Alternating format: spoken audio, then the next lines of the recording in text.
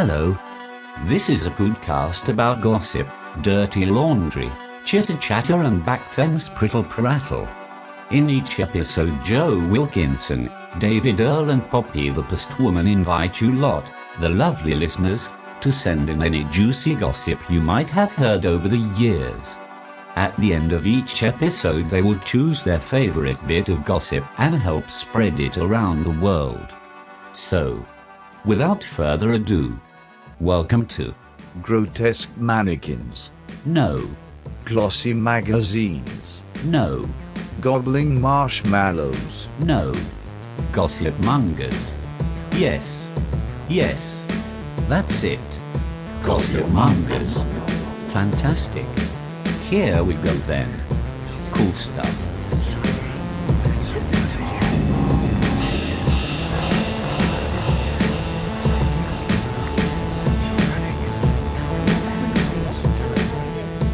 Gossip number 1. This from Adam.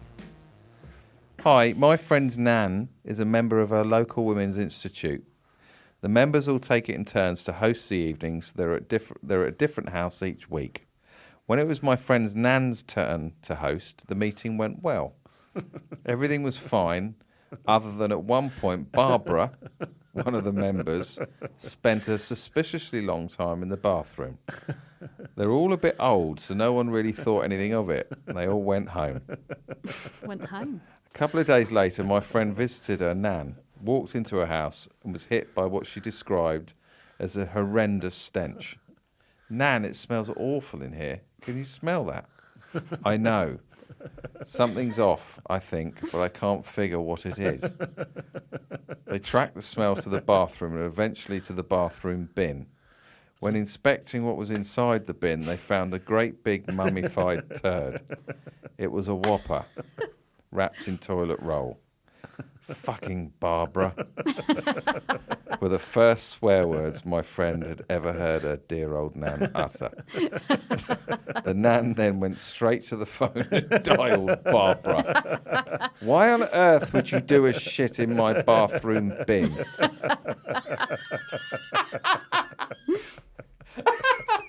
Why is it always funny when it's old women? Barbara's response was apparently that she had been a bit constipated, and when it finally came out, it was so big it didn't flush.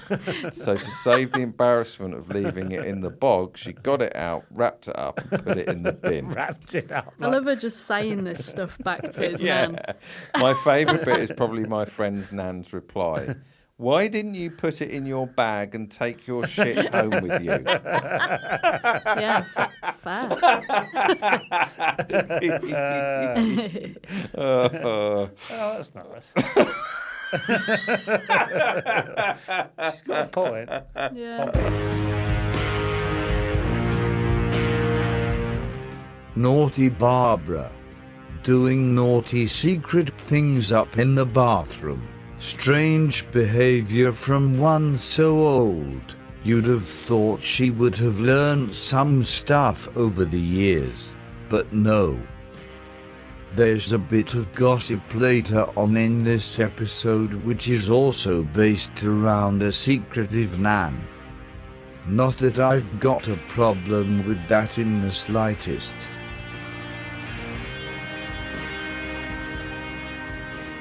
Old woman's mummified turd in a bin. Not a bad opener if you ask me. We're off and running.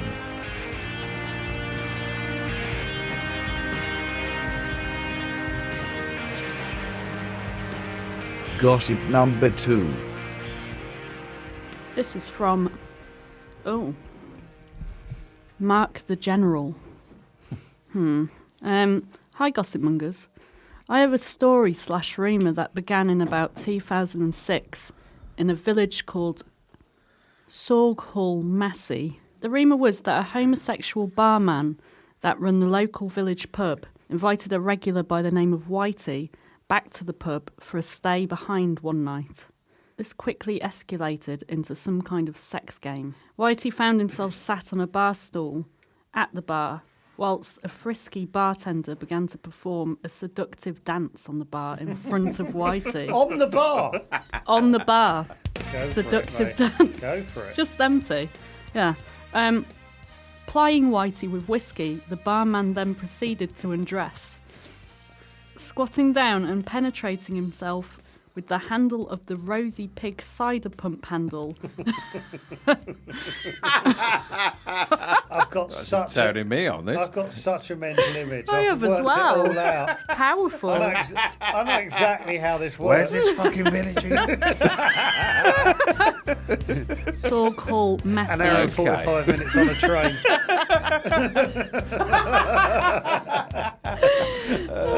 God. Queuing round the corner. Okay. So he was. So back to where we were. He's Right. got the He's Pump on, up his ass. got he's the on pump the bar. handle up his arse. Yeah. So it's the handle of the Rosie's Pig cider pump handle. Specific. Yeah. Quite a thick Is this handle. man who wrote in actually Whitey? The barman began to pleasure himself whilst bouncing up and down on the pump handle. Why? He's going to have strong thigh muscles, isn't Yeah, definitely. Confident. he? Don't slip. confident. I hope he dried the bar down. Whitey was then ordered to fill a glass with white wine and allow. Ordered to. Yeah, and While the guy's got a handle up his arse. he's not even the barman. It's just like telling him, It's not yeah. allowed behind the bar, is it? And allow the barman's sweaty testicles to dangle into the wine glass to cool. Why not water? White wine. Not right. Okay. Whilst at the same time, Whitey was ordered to crush crisps into his hands. What? Okay, Crush what? crisps. Crush crisps into your hands Yes. now. Do it, Whitey. Do it, Whitey. Oh, I want to. This is getting weird now. Whitey was ordered to crush crisps into his hands and give the barman a rough, crispy, dry wank. Oh, that's why he asked. Yeah. The game ended with the barman rising from the pump handle, turning around and spreading the cheeks of his arse and then spraying liquid shit all over Whitey like a paintball gun. Oh dear. This is horrible. No, it's not. Keep going. I can really see what's How happening. many pages is this rumour? Oh, it's nearly finished. Nearly over. So, for his troubles, Whitey was given 5 raffle tickets to use. Half a strip. to use as free drinks vouchers, which he used, but he has never ever been the same man. True story. Mark the General. Thank you, Thanks, Mark. Mark. The General. Yeah, thank you, General.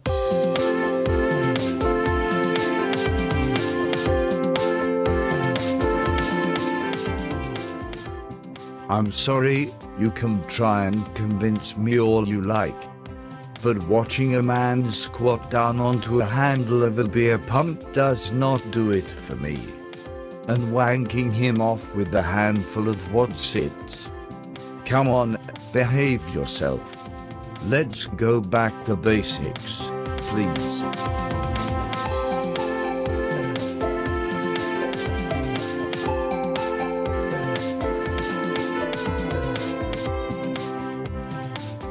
Gossip number 3. This is from Jim. Hi, this is my gossip. I was invited to join the Knob Gang when I was 11. The Knob Gang were made up of the kids in the street I played out with. They invited me to join their new gang called the Knob Gang. Okay, mate. Okay. I was already in the Yellow Handle Gang, What does that mean? which was a gang that made weapons with yellow electrician tape as a handle. Widened swords whittled with penknives.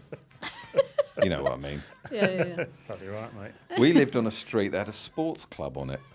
There was also a horse field and a railway embankment. Life was good for a kid. Gangs were good. But what was this Knob Gang about I was invited to? We're all thinking it, mate. Get on with it. I knew by the name it had something to do with knobs. We referred to our penises as knobs, so I knew I was being invited to a gang that held penises in high regard. I shall jump to the chase. I joined.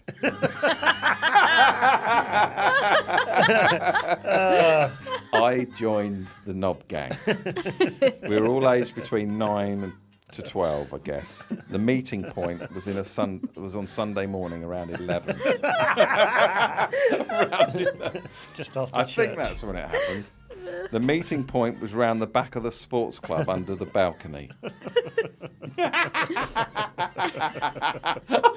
Oh, God.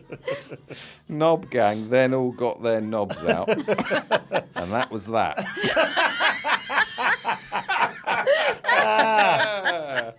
Did they take a register? That was or all anything the knob first? gang did. They got their knobs out of their pants and then had to put their knobs between the bricks. Between the bricks. What? The cement between the bricks. Put your knob between the bricks as if you were having sex.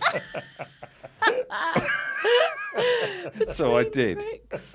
and I became a member of the knob gang. Oh, that's how you get. That's how Yeah, you join. Initiation, yeah. Ah, right. The knob gang lasted a couple of weeks. It didn't progress onto shagging other buildings. It just ended after the members stopped meeting.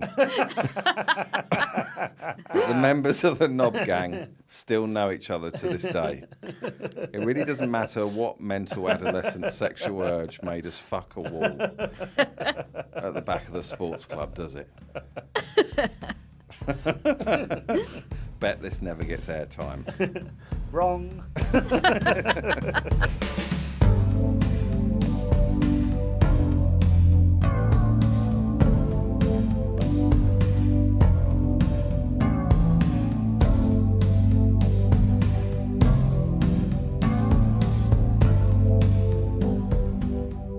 Knob gang. Knob gang. Get your plonker out and fuck a wall. That's all you've got to do, buddy. Now, do you want to join the knob gang or not? Yes. I thought you would. Come on then. Get your panties down. Splendid.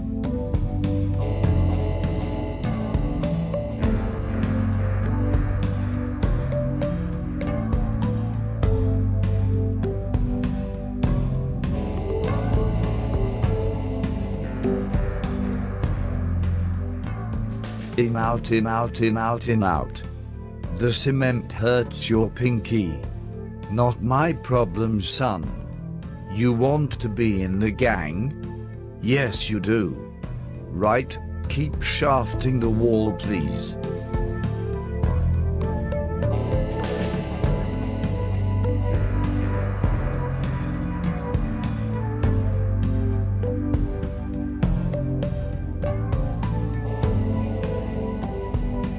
Gossip number 4. Okay. This is from Anonymous. Hello. A childhood friend of mine said that he once knew a kid who had a foot for a hand and a hand for a foot. The kid played football and once scored 40 goals in a season. With his left hand. As he kept on palming the ball in the net with his foot where his hand should be. It's sort of like patting it in, like a volleyball. When does that Yeah. become a handball? Every time. I don't know I'd say. because it's on his For the rev? foot, isn't it? I'd say every time.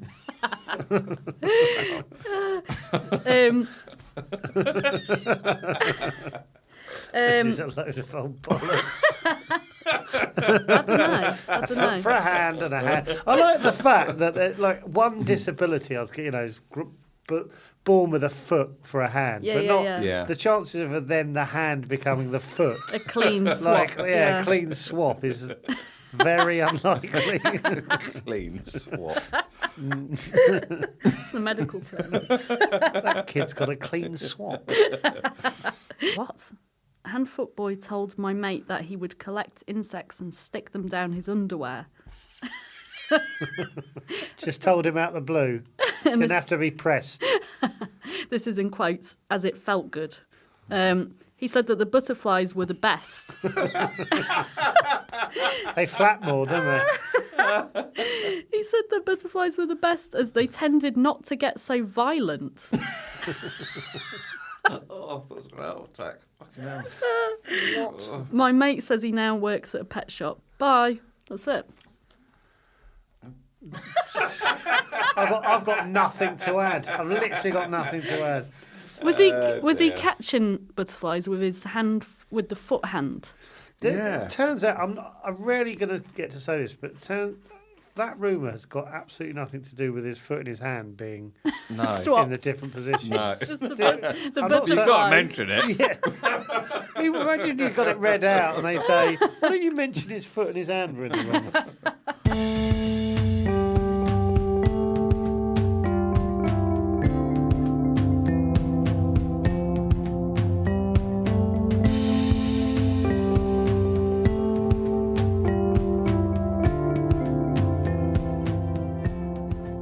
The young boy with a foot for a hand and a hand for a foot, who enjoyed packing his pants full of butterflies. Probably something to do with the flappy wings and the feeling he experienced on his testicles. Hey, listen, before you start mocking him, try it first, lads. It might be sensational.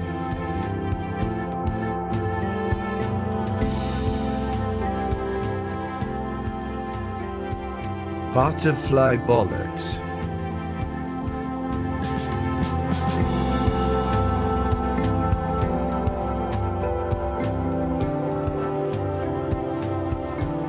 Gossip number 5.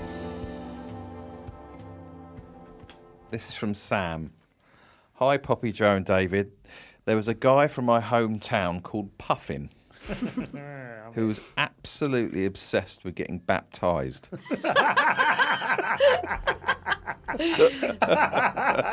Oh, wow. He would go round all the churches in the local area, claim to be interested in the Lord, attend a few Sunday services, get christened ASAP, and then off he'd fuck to the next church. Puffin. Why Puffin?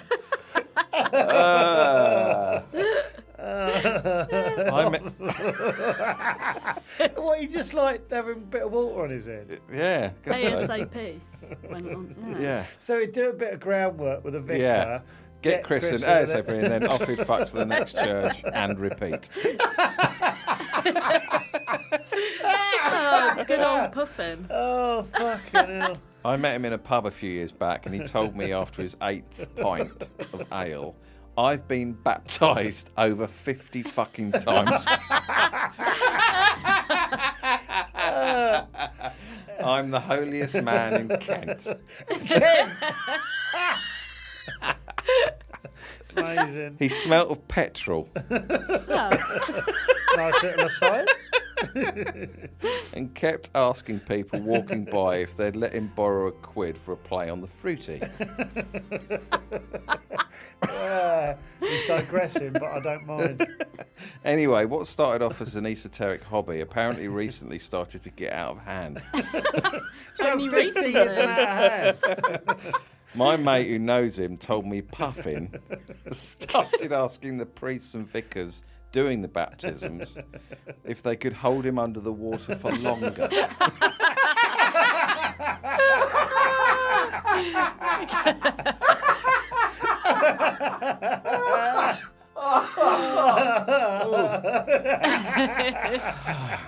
How'd you approach that with a vicar? Oh, if they could hold him under the water for longer and longer periods to mix things up a bit.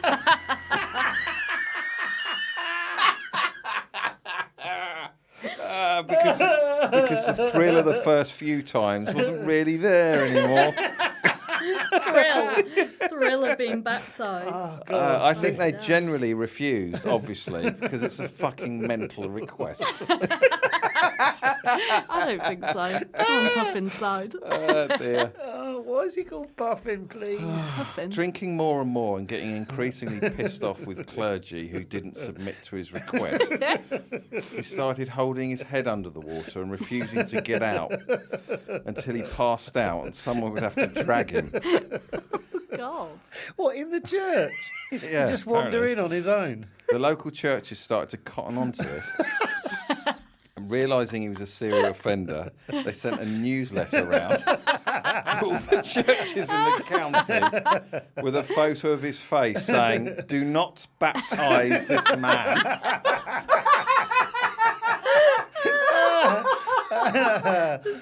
So funny. Oh, God. He's now dropped all that and apparently makes a living doing talks in schools about going through puberty. What a detail. Oh, my God. God. Oh, I've got a headache. Ah, dear. All the best, Sam. Thank you so Sam. much, That Sam. was great. Thanks, mate.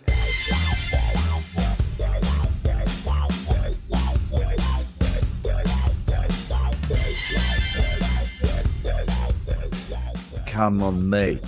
Baptize me, please. I just want you to dunk my head under the water for 30 seconds. Just fucking do it. Fucking baptize me. Dunk my fucking head under the water. So what if I stink of petrol? What's that got to do with anything?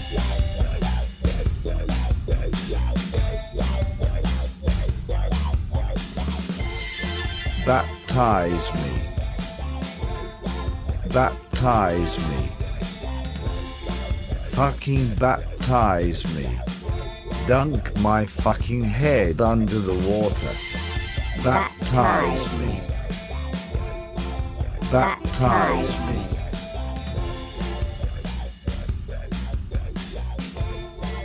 Gossip number 6. Celebrity. David O'Doherty. Hey Gossipmongers, David O'Doherty here, and so my friend says when he was on his French exchange when he was 14, the night he got there, the parents of the family he was staying with went out, so his French exchange and all of his friends went to the video shop and rented a porno film and then took it back to the house, and they were all sitting around with, my friend was on a 3-seater couch with them.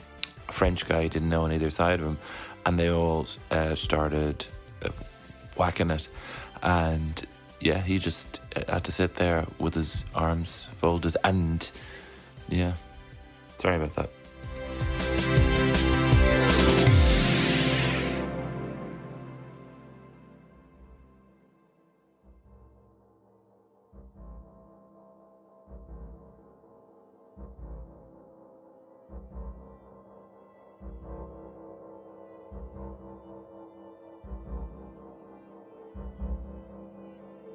Hello. Just a little message. If you would like to send in a bit of unsubstantiated gossip, then please send it in to gossipmongers@yahoo.com. All names will be changed to protect the innocent. We look forward to hearing from you.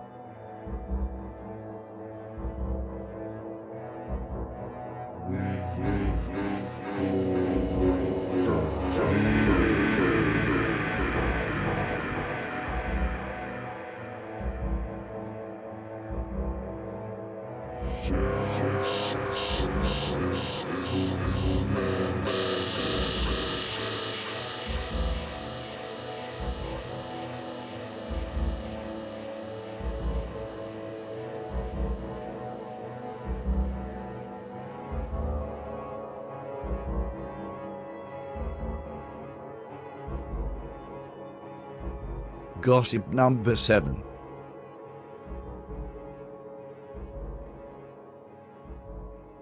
This is from Giles. Hi guys, loving the podcast. Thought you might like to hear about my nan's friend Pam. I do, actually. Yeah, that's why I read it. My nan's best friend was a half German lady called Pam. Pam was a family friend and lived close to us. When Nan would visit Pam, we often met her at Pam's house. I was quite a snotty child and often had excess mucus, something I would grow out of before my teenage years. But it was during one of these heavy mucus episodes at Pam's house that my father reached for a tissue from a top dresser in the hallway. In his haste, not noticing the odd way the tissues were kept, there was a Kleenex-style box of new tissues, but also a stack of tissues that didn't have any noticeable signs of use, other than they'd been clearly ruffled and then smoothed back out and placed in a stack. Smoothed. As my father Smoothed back out. Smoothed. As my father reached for one, my nan lunged across to stop him and instead offered up the new ones. My nan was a respectable woman. She had a dark secret, right? And apparently it took a lot of coaxing before she told my parents that when Pam needed to pass wind... Oh, God. that's so Hang gross. on. She would excuse herself from the room and go out into the hallway to do so into a tissue. That's really sweet. It's horrible. It's really made me feel sick. Yeah, same here. What? I think it's sweet. Oh, God. What, she sort of pop into it? It's like and then- she's coughing fucking into horrible. it. Yeah, but with her doing a ass. fart And putting them cough. back in the drawer in a Yeah, neat because they're stack. not They're not soiled. actually used, are they? They've just I'm had totally with her. they've had shit particles Cool, I'm glad sprayed you onto are. them. Though. I'm in my mid-30s now and I've had a couple of decades to reflect on this. Until He has little quiet moments where he thinks about it. and to this day, I still can't see any benefit, perceived or actual, to breaking wind into a tissue.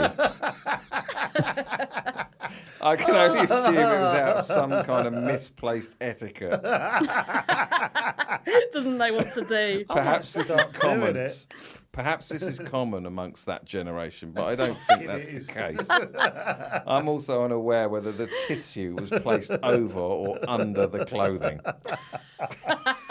Having both passed away now, I feel we'll never know. You could try some kind of seance to ask.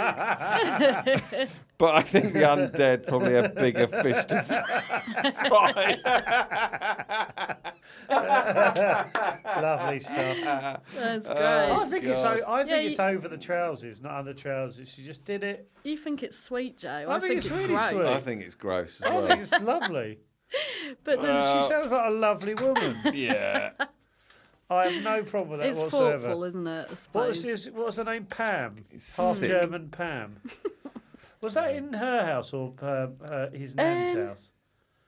I I think don't it was know. in his nan's house. Was it? It's at Nan's friend's house, Oh. Pam. I know, but it was at Pam's As friend. is Pam's house up. Well, I hope so. Was it at Pam's house or Pam's friend's house? I don't know. Was the Nan in on it? Yeah, that's what I mean. So was the nan going, no, okay, you know where they are. What kind of made her? You know where the tissue, I need to pop. You know where the tissues are, Pam. Because Yeah, she insert slammed it tissue. shut, you see. Oh yeah, what the nan was Put like. that No. back in the drawer. Horrible. I've no problem with that whatsoever. Are you going to do that now? No, I do it too regularly to... Like you've gone to Nan's friend Pam. Didn't let me down, did it? Yeah, you had us at Nan's friend Pam.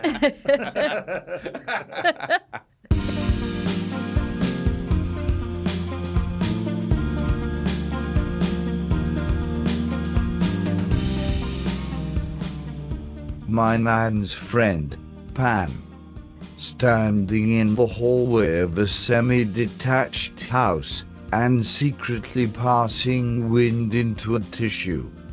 Smelly air exiting her bottom and into some lightweight paper strategically placed near her anus. Personally, I think this is absolutely fucking disgusting. And I stand by that.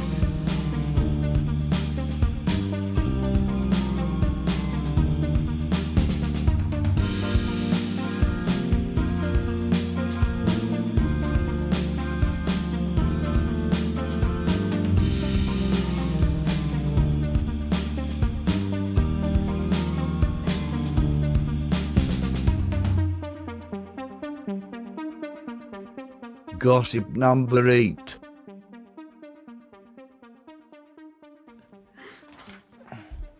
Right, this is from Tony.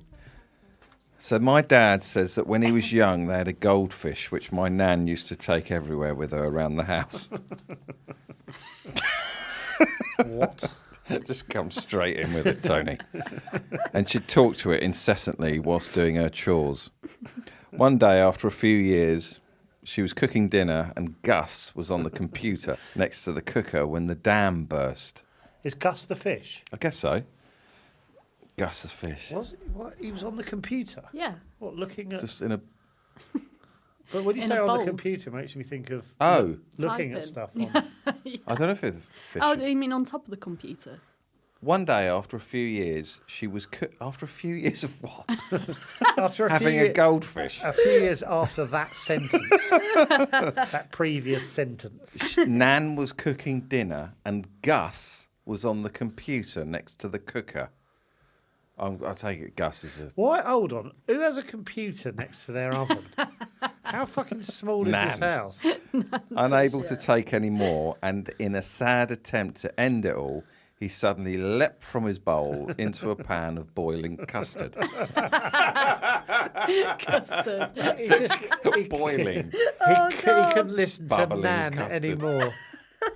On hearing my nan's cries, Grandad rushed in and, quick as a flash, flipped Gus out of the custard straight into the sink with a fish slice and ran him under the coals. Good as new. God. Miraculously, Gus survived the ordeal and once back in his bowl, after a quiet hour or so, carried on as if nothing had happened. It's like he'd forgotten what happened. All seemed normal until one morning, a couple of days later, the sound of my nan's cries echoed once again through the living room. Gus was on top of the water, still alive, but minus fins and tail, which had fallen off and could be seen floating separately to his body. No. That's so sad. Dad claims that Gus lived for 2 years like this, able to move up and down in the water using his swim bladder.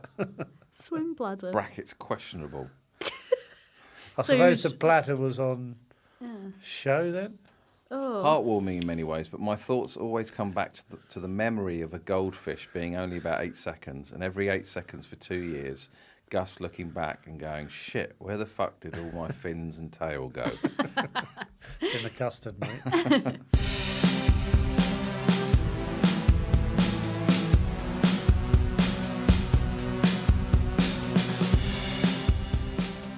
Gus the goldfish damaged his fins whilst attempting to survive in a pan of hot sticky custard.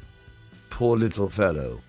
Let's take a moment to remember little Gus the goldfish.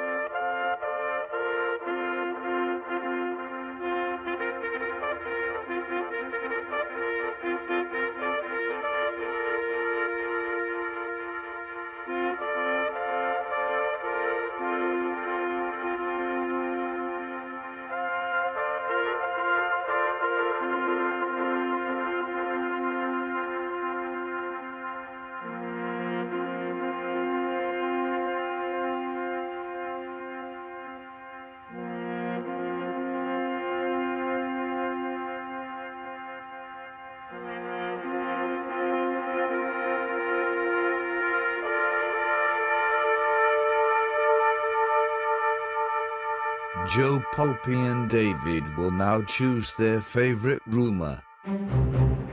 Right, here's our top 5 for this episode. Number 1, Gus the goldfish. Number 2, Puffin. Number 3, Nan's friend Pam. Oh, yeah. Number 4, Whitey and the barman. And number 5, Knob Gang. Knob Gang. Well, it's a clear winner for me. Well, not a clear winner, but a winner.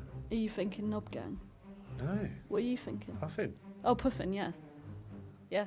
You going Puffin? I'm going Puffin. Yeah, I'm definitely Yeah, going I Puffin. really I've got no can't doubt. remember anything about Puffin. Well, That's the fun of it. Name of the game. Yeah, it's going to be Right. silence out So then. Puffin's the winner. So if you open the window, Poppy, Do you know and what? I can't tell think of everyone. Bloody hell, it's busy out there. Tell everyone There's a fate. I think there's a fate on. the Puffin rumour. I feel very under pressure. Here we go. Oh my god. There was a guy called Puffin. Oh yeah, no, I remember. He was addicted to being baptised at churches. Got a baptism addiction, went round 50 churches, but what was it? Losing confidence. But, They're all looking up at you. Come on. I know. They're waving. Just, They want more just info. give me a second. She's shouting that down to them. You're the one that opened the window. Yeah, give me a second. Stop pressuring me. Oh yeah, he was getting turned on by being held under for longer and longer until the church, were like, we know what he's doing. Newsletter. Sent a newsletter around and was like, no baptism. Right, bye. Hello. Short and sweet. Well done. So Puffin's the winner. Clear winner. Clear winner in my opinion. Yeah. Right, should we say goodbye? Yeah. What is it we say again? From us all at Gossipmongers. We say goodbye. We bid you farewell. Whatever. Oh dear. Bye-bye. Bye. Bye.